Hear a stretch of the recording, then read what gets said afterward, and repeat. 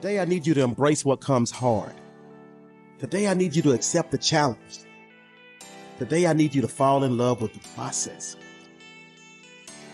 There will be plenty of opportunities to get discouraged, to lose your passion and think that it's not meant to be. But if you're going to reach your destiny, you have to have a made-up mind. If you give up after the first time, or the 5th time, or the 30th time, what that really means is you didn't want it bad enough. There should be something you're believing for that you are relentless. You are not moved by how impossible it looks. You're not discouraged by how long it's taking. You don't give up because people told you no.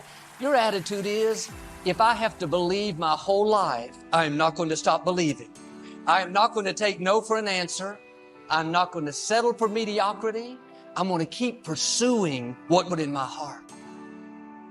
And ask ourselves, what do I really want? What do I really want? And write it down. Writing causes thinking.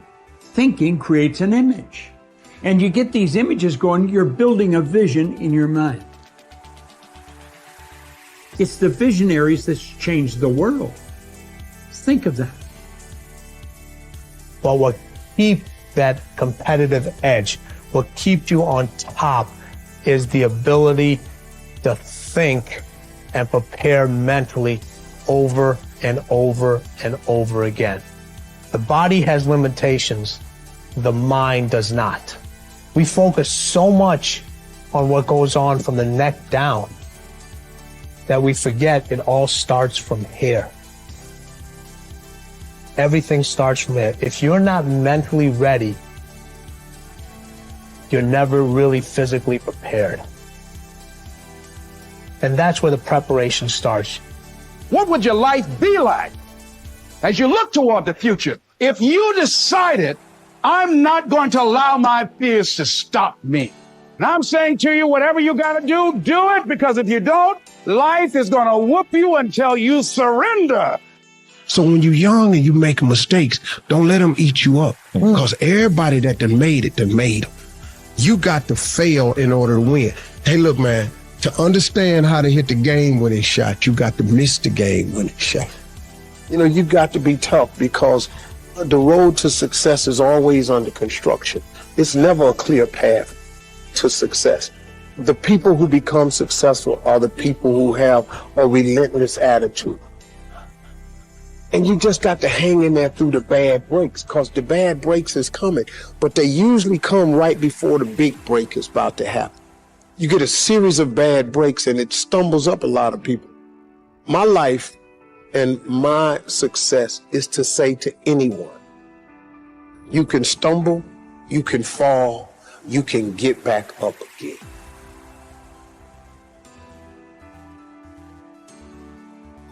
No matter what you face,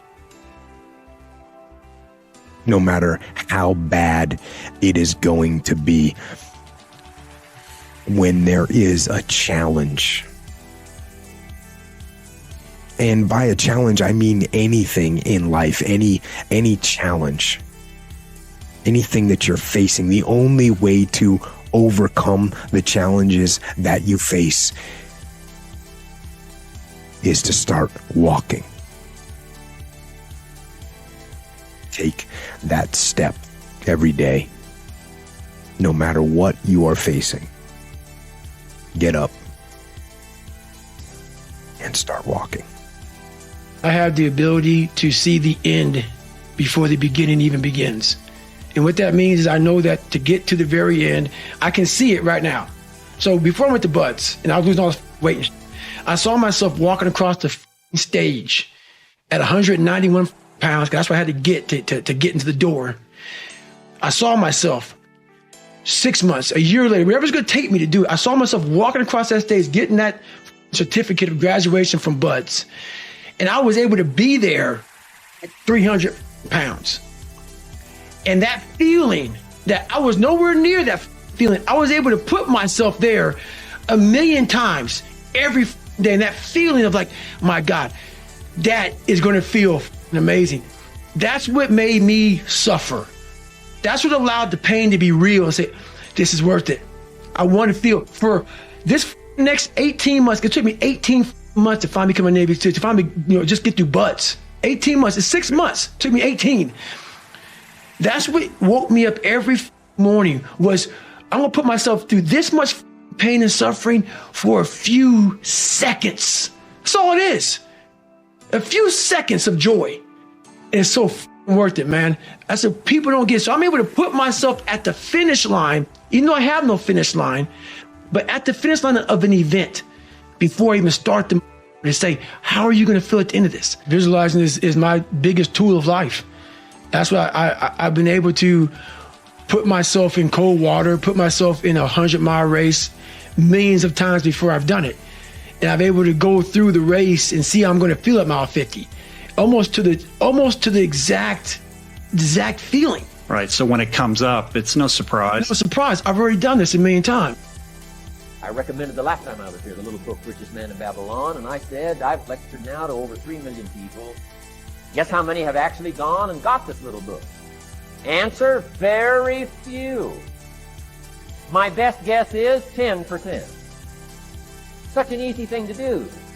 This little book, number one, is easy to find. Number two, it's easy to buy. The most you can pay for it, $6, $7, $8. You can borrow that from your kids. But if it's easy to find and easy to buy, and if it's easy to read, why wouldn't everybody go get it? We don't know. I don't know. Nobody knows. Here's how profound it is. Some do and some don't. Now here's the numbers. About 10% do. We don't know the mystery of that. And I'm telling you, 10 years from now, those numbers will still be the same. The numbers don't change. Only the faces change. I used to belong to the 90% who couldn't be bothered even if it was easy. How many people have a library card? Answer, 3%. 97% couldn't be bothered. Guy specializes in happy hour, but he doesn't have a card. And now readily and quickly blames the government and blames his company and blames the pay scale. Here's my advice to you today. Walk away from the 97%. Don't talk like they talk. Don't go where they go. Don't act like they act. Don't specialize in what they specialize in. Throw away the blame lists they cling to. You got to be consciously conscious today because your environment can hypnotize, mesmerize, and paralyze you. The other thing is take full responsibility for your life. Oscar Wilde once said, responsibility is what we expect from somebody else. This is very true. Most people dread accepting responsibility. That's just a fact of life, and we can see it in operation every day. We can see ourselves getting hot under the collar when the dentist keeps us waiting, and we're sitting there reading old magazines when our appointment was 30 minutes ago. And we don't stop to think that we forgot to mail in this month's mortgage payment. We can see ourselves growing angrier and angrier because a business contact is supposed to call at noon, and here it is almost 2 o'clock, and the phone still refuses to ring. But we don't stop to think about the calls we ourselves have forgotten to return while we've been so busy fuming. We can see ourselves writing an angry letter to the airline because a flight was delayed, but we don't write an angry letter to ourselves when we're late for something, even though that might not be a bad idea at all. Yes, we can see avoidance of responsibility all the time in both our personal and professional lives. And here's something else we can see just as often. We can see that most people aren't as successful as they wish they were. Do you see there's a connection between these two very common phenomena? I certainly do, and by the end of this session, I hope you'll agree with me. I hope you'll understand that it's in your best interest to take responsibility for everything you do. But that's only the beginning. I'm also going to suggest that many times it's even best to accept responsibility for the mistakes of others, especially when you're in a managerial or leadership role. I can hear you saying, what? Accept responsibility for someone else's mess up? Why would I want to do something like that? Well, that's a fair enough question, and over the next few minutes, I'll try to answer it. one of my weak points in my personal life is